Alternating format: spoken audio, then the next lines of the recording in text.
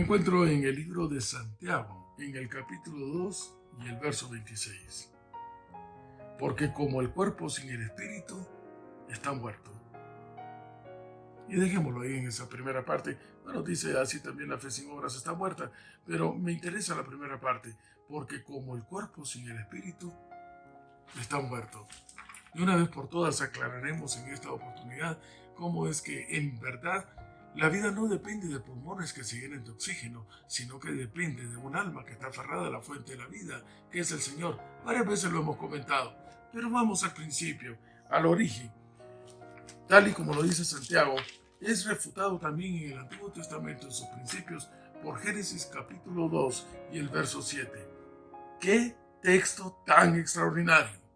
Entonces Jehová Dios formó al hombre del polvo de la tierra. Momento, me detengo, un instante. No dijo a la tierra que salgan los hombres, así como lo hizo en el mar con los peces, con la planta, con los... No. Qué maravilloso amor. Qué extraordinario. Con razón es papá. Cuando pensó en ti, cuando pensó en mí, se inspiró. Se inspiró al infinito. Se ensucia las manos, se ensucia los dedos, agarra el lodo, como si fuese un niño, y comienza a formar un muñequito. A un extraordinario detalle. De por sí ya hubiera estado bien hecho, pero fue más allá. Le quiso poner una manera de ser, una manera de sentir, un carácter, pensamientos. Le quiso poner vida. Entonces dice la palabra de Dios en Génesis capítulo 2 y el verso 7, en la parte final, y sopló en su nariz aliento de vida, y fue entonces el hombre un ser viviente. La única forma en que existe la vida o existe un ser viviente es cuando se une ese muñeco de barro que está inerte con la fuente de energía que es el Señor. Tan inerte como inertes son los cadáveres, las personas que han dejado de respirar, sin signos vitales. No hay vida. La vida no es cierto, no se prolonga aún después de que el cuerpo esté muerto, no se prolonga de una manera, no cambia de dimensión, no se convierte en invisible para que tú puedas seguir conversando con ella. Yo lo entiendo perfectamente, claro.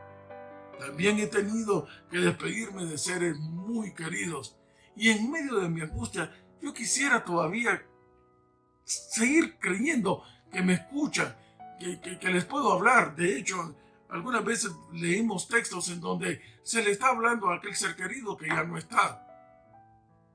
Pero no está. La palabra de Dios dice en Eclesiastés, estoy leyendo después del libro de Proverbios, si usted me acompaña, lo hicimos la semana pasada. La palabra de Dios dice en Eclesiastés, y estoy en el capítulo 9.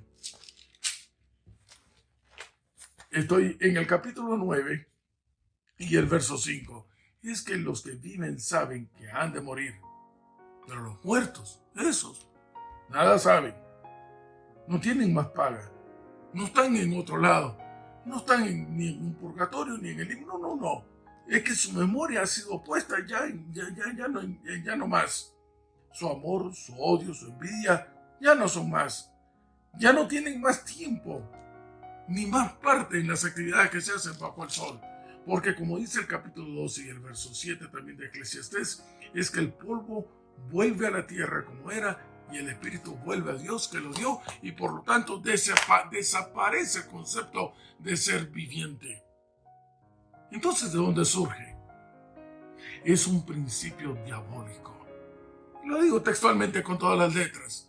Es un principio diabólico que surge cuando, decíamos la semana pasada, cuando Satanás, aquel que quiere ser semejante a Dios, que es un blasfemo, ocupando el lugar, poseyendo a la serpiente, comienza a dialogar con Eva y con Adán y les dice, señores, no es verdad, no van a morir. Y trata entonces de idear algo para que trascienda la vida, aunque ya no sea un cuerpo. No existe vida separada de un cuerpo.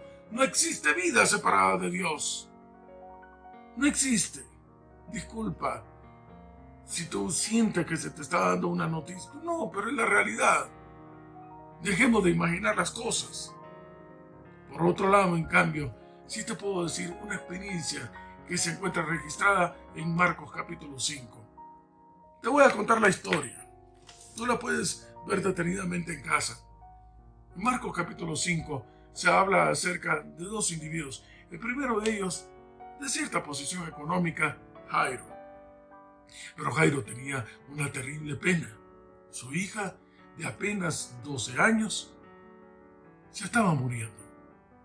Había ido con todos los médicos y de nada, no había conseguido nada. Y quizás, como dicen en México, de perdida tal vez el carpintero, el curandero, el yerbero, pues puede hacer algo. Y busca a Jesús. Como he escuchado en muchísimas ocasiones cuando me dicen, es que Dios todo lo puede. Pues si Dios todo lo puede, ¿por qué no acudiste a Él antes? Ya llega Jairo entonces con Jesús y comienza a decirle con la premura del caso, Señor, por favor, deja lo que estás haciendo, deja cualquier cosa, vente conmigo a casa, vamos, tú eres mi única esperanza, haz algo, mi hija se me muere. Quizás ya iba en camino cuando de pronto alguien lo llama, o en aquella multitud se encuentra con que alguien le toca el borde de su manto. Es que no fue simplemente que lo tocaran. Es que de él salió esa misma energía que hizo vivir a un muñeco de barro. Estamos hablando de una mujer, ya quizás con sus años, tenía 12 años, la misma edad de la niña, pero de sufrir de una hemorragia. Yo diría que quizás de pronto tendría un cáncer cervicouterino. Hace tiempo recuerdo que llegó una dama conmigo y me dice, ya no aguanto más, estoy desesperado, usted no sabe lo que significa tener 15 días con hemorragia, no lo soporto. ¿Te puedes imaginar tú a una pobre mujer con 12 años? Pero como si esto fuera poco, de acuerdo a la costumbre judaica, era considerada inmunda. Se quedó sin familia, se quedó sin dinero, iba cada vez peor. Los médicos ya no daban nada por ella, estaba desahuciada, no tenía esperanza, estaba sola, profunda y terriblemente sola. En 12 años nadie la tocaba, insisto, la consideraban inmunda, no sabía lo que era un apretón de manos, un abrazo, ya no digamos un beso. Y aquella mujer estaba tan resignada que la palabra de Dios dice en Marcos capítulo 5, cuando escucha que llega el Nazareno, lo primero que piensa es, bueno, está bien, me voy a morir, pero ya lo sé, pero por lo menos quiero morir en paz. En otras palabras, quiero morir con él aquí. Si tan solo lograra yo tocar el borde de su manto, entonces seré salva. No dice seré sana, es que no busca la sanidad. Y saben ustedes, va en el orden correcto, porque lo importante no es sanar el cuerpo que tarde o temprano morirá, sino bien nos va en los 80 años. No, era sanar su alma, porque entonces su cuerpo tarde o temprano resucitará. Eso es lo que dice Mateo capítulo 10, verso 28. No temas al que mata el cuerpo, sino que al que mata el alma. Y me imagino a esta mujer, en su último hálito de energía, decide ir donde está Jesús. Si hubiésemos sido tú y yo, ¿verdad que nos hubiese gustado salir corriendo y no tocar el borde de su manto, abrazarlo, tirárnoslo encima? Pero no. La mujer podría querer eso, pero no podía físicamente hacerlo. Seguramente estaba anémica, con una terrible debilidad. Así que comienza a llegar a Jesús así, exactamente así como tú y yo llegamos a Él. Inmundos, sucios, arrastrados, tal vez sangrando las dos rodillas, desgreñados, asquerosos, sin nadie que quisiera estar cerca de nosotros, con olor a cerdo como el hijo pródigo. Así exactamente huele tu vida antigua y la mía, nuestros pecados. Y todo el mundo se hace a un lado. Es que nadie se quiere contagiar, es que nadie se quiere contaminar, es que somos inmundos. En un acto de supremo esfuerzo, quizás en el último suspiro de su vida, toca el borde del manto del Señor. ¡Qué experiencia! ¡Qué experiencia tan extraordinaria! Es como esa, como cuando estás en una vela y de pronto A veces están de más las palabras, no importa lo que digas, no va a ser suficiente. Y simplemente basta con que le pongas una mano sobre el hombro. ¿Y cuántas cosas están diciendo ahí? Lo siento mucho, estoy contigo, no te preocupes, llámame cualquier cosa. Tú sabes que no estoy solo. Solamente con poner esto a mano aquí. ¿Cuántas cosas no escuchó esta mujer cuando se dio cuenta que Jesús se dejó tocar? Óigame bien lo que estoy diciendo. Se dejó tocar así como tú y yo nos debemos de dejar usar. Se deja tocar. Es que Jesús bien pudo haberse hecho a un lado. Pero bendito y alabado sea el nombre de Dios, porque cuando llegaste tú, cuando llegué yo, así de inmundo como estábamos, el Señor no huye de nosotros, al contrario, nos abraza, se ensucia de nosotros, agarra nuestros pecados, se enloda de nosotros, nos da un beso en la mejilla. ¡Qué Dios como Él que se complace en perdonarnos! Por supuesto, la experiencia fue una experiencia doble, porque cuando Jesús no solamente te da paz en el corazón, no solamente te inunda de una vida eterna, sino que se excede y también le sana el cuerpo. Y Jairo, resulta que vamos con Jairo. No, pues ya no, la niña se murió. Siguiente lección. Aunque el mundo te diga que todo está acabado, ten fe. Dios es el médico que cura a los muertos. Así que Jesús se va hacia la casa de Jairo y encuentra aquella escena que la podemos entender perfectamente. Todos están llorando. Y de pronto parece desconcertante, pero el Señor pregunta, ¿y qué es lo que sucede aquí? ¿Por qué están llorando? Vamos, qué ridículo, Padre. ¿Qué? ¿Eres maestro y no te das cuenta? ¿Qué razonable que estén llorando? No, son ustedes los que no se dan cuenta. ¿Hasta cuándo van a entender?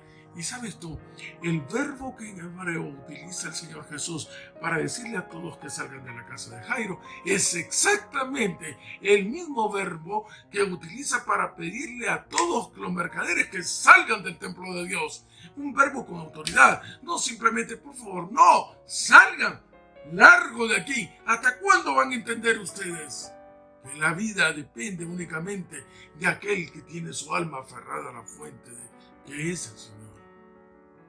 ¿Qué diálogo aquel con la niña? Perdóname, mija, que te despierte porque muerta no está, que te despierte. Es que esto no entienden que tú estás mejor que ellos. Pregunta del mío, ¿quién estaba peor? ¿La mujer que ya había vivido toda una vida o la niña que apenas empezaba a vivir? Seguramente nosotros hubiésemos enviado a los paramédicos primero con la niña. Total, la mujer ya había vivido. Pero mira cómo es el concepto del Señor. Lección. A la niña se le moría el cuerpo. Bueno, qué gran cosa. Pero a la mujer se le moría el alma. Qué gran cosa. ¿Tomas nota de la diferencia que hay? A la niña, lo repito, a la niña se le moría el cuerpo. Vaya, qué gran cosa. Y te va a resucitar. Pero a la mujer se le moría el alma. Y eso sí es gran cosa. Porque si se le muere el alma, el cuerpo no va a resucitar. Este es el concepto entonces que maneja la mentalidad del Creador y que maneja el pueblo de Dios y que maneja aquel que está consciente que para mí el vivir es Cristo y si he de morir es una ganancia. ¿Cómo se contradice el hecho de decir, oye, se fue al cielo, allá está, mira qué alegre la está pasando? Pues si tan alegre la está pasando, entonces, ¿por qué no mejor buscamos el acabar con la vida aquí? Con razón. Ahora puedo entender a Pablo que le dice a los de Corinto, oye, no, pues si yo aquí estoy únicamente por ustedes, sí, porque por mí fuera, hace rato yo estaría ya descansando en el Señor. Para mí el vivir es Cristo y el morir una ganancia. Y para el pueblo de Dios, como lo es para Jesús, dice nuestra autora favorita, la muerte del cuerpo es algo de carácter trivial, sin importancia. Es que la vida no reside allí. Una vez más, la vida reside en aquella relación íntima con la fuente de la vida, que es el Señor. Apreciados amigos, es tiempo de que volvamos a casa. Y mientras volvemos a casa, así como lo dice Mateo, así como lo dice Santiago, así como lo encontramos en Génesis, en Ezequiel, en Eclesiastés, bendito y alabado sea el nombre de Dios, porque nos encontraremos con aquel que es la fuente de la vida, y al tener esa relación con Él y tener la perpetuidad, una vez más volveremos a ser reconocidos y a ser lo que siempre debimos ser, eternos, porque surgimos de un eterno, hijos de Dios,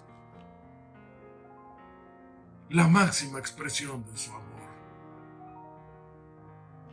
Es necesario establecer esa relación íntima, porque solo así viviremos por siempre.